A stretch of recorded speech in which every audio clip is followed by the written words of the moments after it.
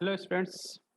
आज हम लोग न्यूमेरिकल एग्जाम्पल 1.2 में जो असाइनमेंट में न्यूमेरिकल्स दिए गए थे उनके बारे में देखेंगे।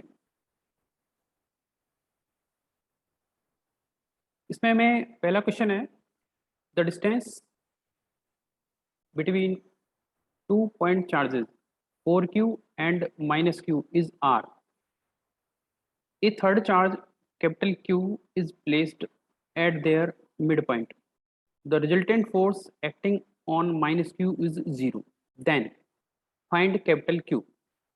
अब फिजिक्स में न्यूमेरिकल करने का सबसे आसान तरीका होता है कि आपको जो प्रॉब्लम दी गई है आप सबसे पहले उसको विजुअलाइज करें और विजुअलाइज करते हुए उसका डायग्राम ड्रॉ करें। एक बार जब हमने डायग्राम ड्रॉ कर लिया तो हमें समझ में आ जाएगा कि प्रॉब्लम में हमने क्या डेटा दिया गया है और क्या हमसे पूछा जा रहा है। तो सबसे पहले फर्स्ट लाइन इस प्रॉब्लम की अगर हम पढ़ें तो उसमें क्या दिया हुआ है, the distance between two point charges 4q and -q is r। तो हमें पहले तो 2 पॉइंट चार्जेस का सिस्टम यहाँ पर ड्रॉ करना है। 2 पॉइंट चार्जेस कैसे हो जाएंगे, जैसे एक चार्ज लिया आपने वो हो जाएगा आपका 4q और एक दूसरा चार्ज लेंगे हम यहाँ पर इससे r डिस्टेंस पर,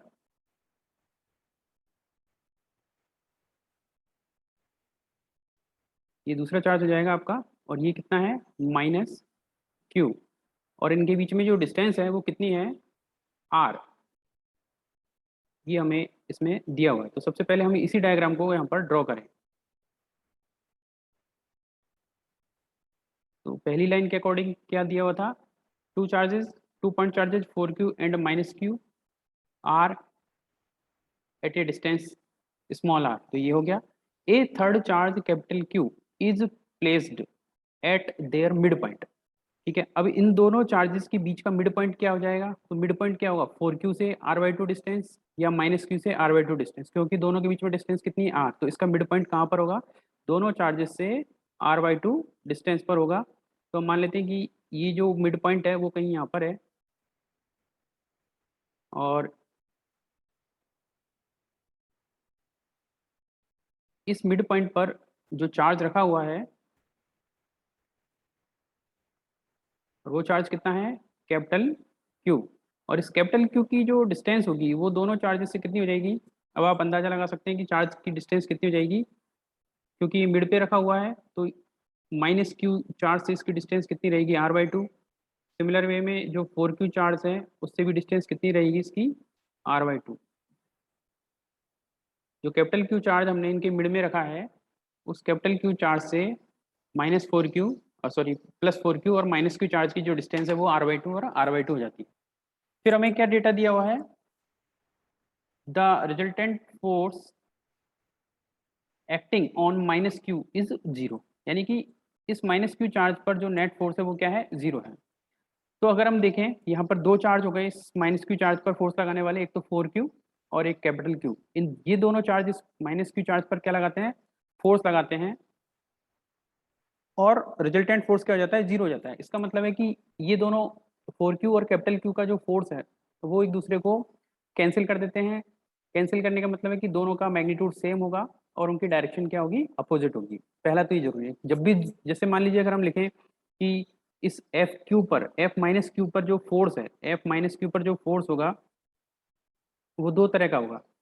इसको आप लिख सकते हैं, एक तो लिख सकते हैं F1 vector plus F2 vector. तो ऐसा लिख सकते हैं F1 vector is force due to 4q, F2 vector is the force due to charge capital Q। अब अगर ये दोनों फोर्सेज का वेक्टर सम या रिजल्टेंट 0 है तो इसका मतलब क्या हुआ, इसका मतलब ये हुआ कि F1 vector equals to minus of F2 vector. और ऐसा जब हम लिखते हैं वेक्टर में तो इसका मतलब है कि ये दोनों जो फोर्स हैं ये मैग्नीट्यूड में इक्वल है और माइनस साइन का मतलब है कि इनकी डायरेक्शन क्या है, एक दूसरे के अपोजिट है।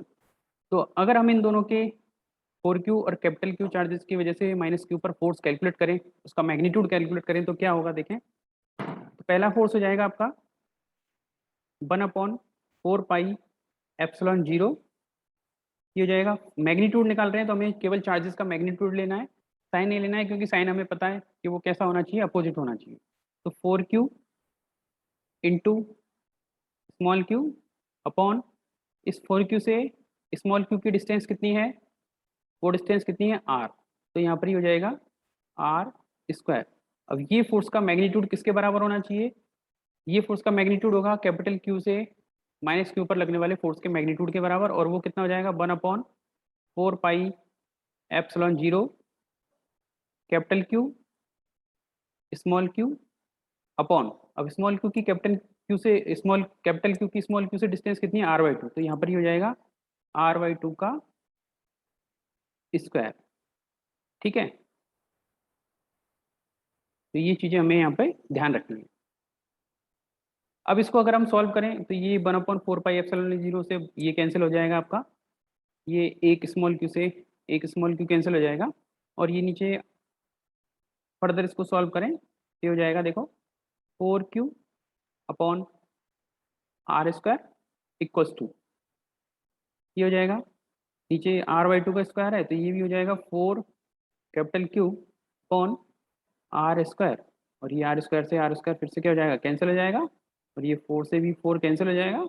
दैट मीन्स हमारे पास में क्या निकल के आएगा, कैपिटल क्यू का मैग्नीट्यूड किसके बराबर होगा, स्मॉल क्यू के बराबर होगा। ये क्या है, चार्ज का मैग्नीट्यूड है, कैपिटल क्यू चार्ज का क्या है magnitude.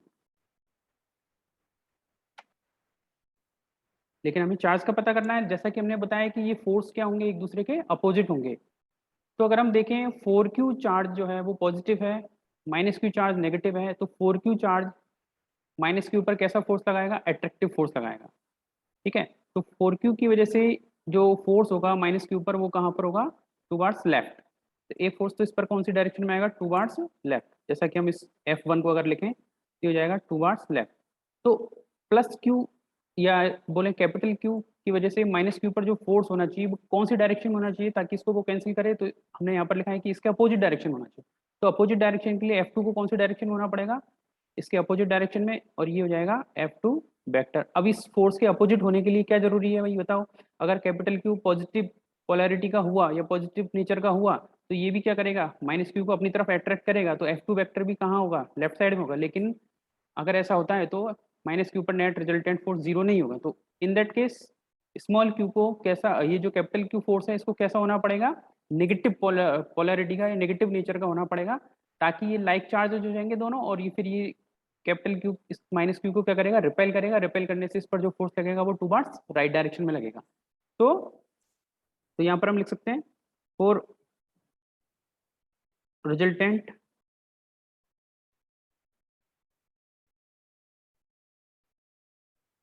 To be zero, small Q को क्या होना चाहिए, -q के बराबर होना चाहिए। मैग्नीट्यूड तो हमने कैलकुलेट कर ही लिया, केवल पोलैरिटी का हम पता कर रहे हैं। और पोलैरिटी का पता कैसे कर रहे हैं कि उसमें नेट फोर्स क्या होना चाहिए, जीरो होना चाहिए। नेट फोर्स जीरो होने के लिए जरूरी है कि कैपिटल क्यू जो है वो स्मॉल -q की पोलैरिटी के जैसा ही होना चाहिए, नहीं नेगेटिव नेचर में होना चाहिए। तो ये हमारा यहाँ पर आंसर हो जाएगा कि स्मॉल क्यू जो कैपिटल क्यू है वो हो जाएगा स्मॉल क्यू। नेक्स्ट क्वेश्चन है, two identical metal spheres of equal radius are taken. One of the spheres has one of the spheres one of the spheres has charge of 1000 electrons and another has charge of 600 protons. When two spheres are brought in contact with copper wire and removed, what will be the charges on each sphere? ये बहुत ही आसान question है। इसमें दो identical spheres हैं, जैसे कि मान लीजिए हमारे पास में दो आइडेंटिकल स्फीयर हैं,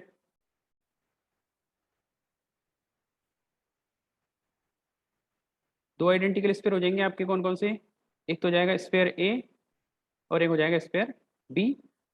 अब इसमें से मान लेते हैं कि जो स्फीयर ए है इस पर कितना चार्ज है, इस पर जो चार्ज है वो कितना है, 1000 इलेक्ट्रॉन्स के बराबर है। तो 1000 इलेक्ट्रॉन का चार्ज इसके पास में है, और दूसरा जो स्फीयर है इसके पास में कितना चार्ज है, 600 प्रोटॉन्स, 600 प्रोटॉन्स के बराबर इसके पास में चार्ज है। अब हम लोग जानते हैं कि जो 1 इलेक्ट्रॉन होता है उसका चार्ज क्या होता है, वो होता है -e, यानी कि -1.6 इंटू 10⁻⁻19 कूलम। सिमिलर वे में जो एक प्रोटॉन है उस पर चार्ज कितना होता है, +e का मतलब है +1.6 इंटू 10⁻⁻19 कूलम। तो अगर हम बात करें तो इस पर ए पर जो चार्ज होगा, इस पर ए पर जो चार्ज होगा QA, ऐसा लिख सकते हैं। तो क्यू ए कितना हो जाएगा भाई, 1000 इलेक्ट्रॉन है, एक इलेक्ट्रॉन पर माइनस ई होता है, तो टोटल चार्ज इस पर कितना हो जाएगा, -1000 ई। सिमिलर वे में जो स्फीयर वी है उस पर कितना चार्ज हो जाएगा, उस पर 600 प्रोटॉन्स है, एक प्रोटॉन का चार्ज होता है प्लस ई, तो टोटल चार्ज कितना हो जाएगा इस पर, +600 ई, राइट। फिर क्या बोला है हमसे, when the two spheres are brought in contact with copper wire, अगर हम इन दोनों स्फीयर्स को एक कॉपर वायर से कनेक्ट कर देते हैं, ये कौन सा वायर है, कॉपर वायर। अगर हमने इससे इसको कनेक्ट कर दिए इन दोनों स्फीयर्स को, तो फिर क्या होगा, क्योंकि ये आइडेंटिकल स्फीयर्स हैं, आइडेंटिकल स्फीयर का मतलब है कि दोनों एक जैसे हैं, तो जैसे ही हम इसको कनेक्ट करेंगे तो क्या है, इन इन दोनों के बीच में चार्जेस का क्या होगा, रीडिस्ट्रीब्यूशन होगा। तो when we connect these two spheres with a copper wire, the charge क्या करता है, रीडिस्ट्रीब्यूट होता है। तो इसको हम ऐसा लिख सकते हैं, जैसे ही कनेक्ट करेंगे चार्ज रीडिस्ट्रीब्यूट होगा, और रीडिस्ट्रीब्यूट कैसे होगा कि दोनों पे चार्ज क्या हो जाएगा, बराबर बराबर हो जाएगा, क्योंकि दो आइडेंटिकल स्फीयर्स हैं। पहले तो टोटल चार्ज जब कनेक्ट करेंगे तो ये पूरा एक सिस्टम बन जाएगा, तो नेट चार्ज क्या हो जाएगा, यहाँ पर देखें, नेट चार्ज क्या हो जाएगा जब कनेक्ट करेंगे, तो नेट चार्ज हो जाएगा Q A plus Q B. Q A कितना है, -1000 ई, प्लस क्यू बी कितना है, 600 ई, तो टोटल कितना बचेगा यहाँ पे, -400 ई। ये नेट चार्ज इस पूरे सिस्टम पे बचेगा जब हम इसको कनेक्ट कर देते हैं, और ये जो चार्ज होगा वो किसी एक के पास में नहीं होगा, वो दोनों पर क्या हो जाएगा, बराबर बराबर डिवाइड हो जाएगा, क्योंकि आइडेंटिकल स्पेयर्स हैं। तो आफ्टर रीडिस्ट्रीब्यूशन ऐसा लिख सकते हैं हम इसको यहाँ पे, आफ्टर रीडिस्ट्रीब्यूशन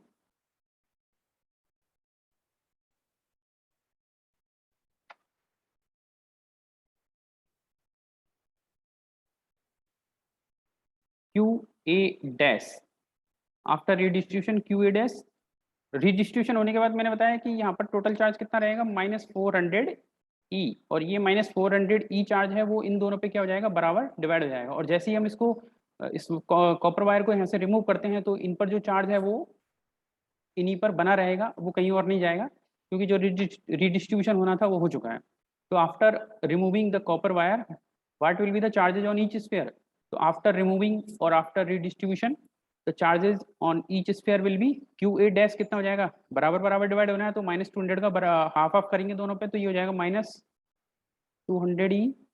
सिमिलर वे में लिख सकते हैं Q B dash equals to, ये भी कितना हो जाएगा, -200 ई। तो ये हमारा यहाँ पे आंसर है। इसमें नेक्स्ट क्वेश्चन है, how many number of protons of the charge is equivalent to 1 microcoulomb. ये बहुत ही आसान क्वेश्चन है।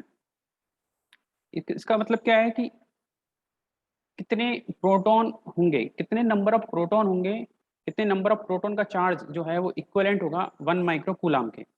तो इसको कैसे कर सकते हैं, तो हम लोग जानते हैं, देखो हम क्या जानते हैं कि भाई 1, ऐसे लिख सकते हैं, चार्ज ऑफ 1 प्रोटॉन, एक प्रोटॉन का जो चार्ज होता है वो कितना होता है, 1.6 इंटू 10⁻19 कूलम। ठीक है, एक प्रोटॉन का चार्ज कितना होता है, 1.6 इंटू 10⁻19 कूलम। तो इससे हम ये लिख सकते हैं कि number of protons in 1 coulomb charge, और ये कितना हो जाएगा, number of protons in 1 coulomb charge. तो यहाँ से इसको अपन जो सिंपली मैथमेटिक्स में करते हैं कि भाई 1 रुपए में 12 केले आते हैं, तो 1 केला कितने का आएगा। तो सिमिलर वे में 1.6 इंटू 10⁻19 कूलम में कितने प्रोटॉन होते हैं, एक प्रोटॉन होते हैं। तो 1 कूलम में कितने प्रोटॉन होंगे, तो वो हो जाएगा 1/1.6 इंटू 10⁻19 प्रोटॉन्स। हमें क्या पूछा है, 1 माइक्रोकूलम। तो हम लोग जानते हैं 1 माइक्रो, माइक्रो का मतलब क्या होता है, 10⁻6। तो number of protons in 1 microcoulomb charge. तो 1 माइक्रोकूलम का मतलब हो गया कि हमें 10⁻6 कूलाम की बात करनी है तो 10⁻⁻6 से और इसको मल्टीप्लाई कर दें, तो ये हो जाएगा 10⁻⁻6 डिवाइडेड बाई 1.6 इंटू 10⁻⁹ और इसको जब आप सॉल्व करेंगे तो ये आपके लिए एज ए एक्सरसाइज हम यहाँ पर छोड़ सकते हैं कि आप इसको कैलकुलेट करें और इसका आंसर लिखें, तो वो हो जाएंगे नंबर ऑफ प्रोटॉन्स, राइट। तो इस तरीके से हम इस प्रॉब्लम को सॉल्व कर सकते हैं।